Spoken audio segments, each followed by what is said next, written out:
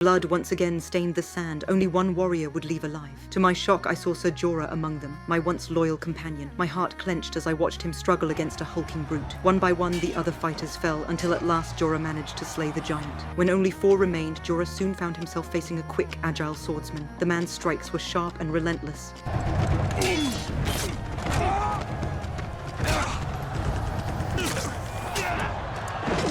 forcing Jorah onto the defensive. Just as I feared he was about to fall, one of Meereen's celebrated champions intervened, driving his spear straight through the swordsman's chest. Jorah's next challenge was that deadly spearman. Again and again, the man's weapon kept Jorah at bay, never allowing him to close the distance. But Jorah refused to yield. With sheer grit and determination, he finally broke through and struck his opponent down in close combat.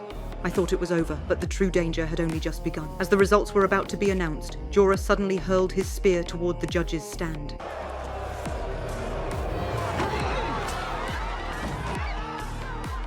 The weapon pierced a hidden son of the Harpy assassin. In an instant, the rebels rose as one, slaughtering nobles in a frenzy.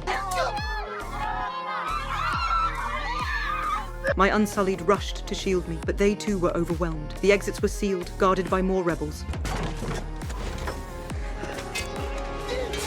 Soon, enemies poured in from every direction, trapping us in the arena's heart. Death hung heavy in the air. The Unsullied fell one by one, while Jorah and Daario fought desperately to keep the tide at bay. I clutched Missandei's hand, bracing myself for the inevitable. Then a roar split the sky.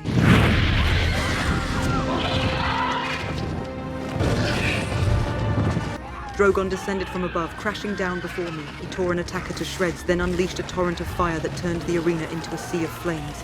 The rebels who lingered at the edges panicked and hurled spears at him. My heart broke as I watched Drogon pierced by their weapons.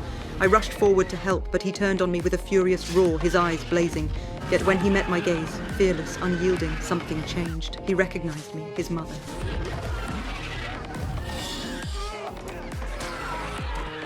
Without hesitation, I climbed onto his back. With a thunderous beat of his wings, Drogon soared into the sky.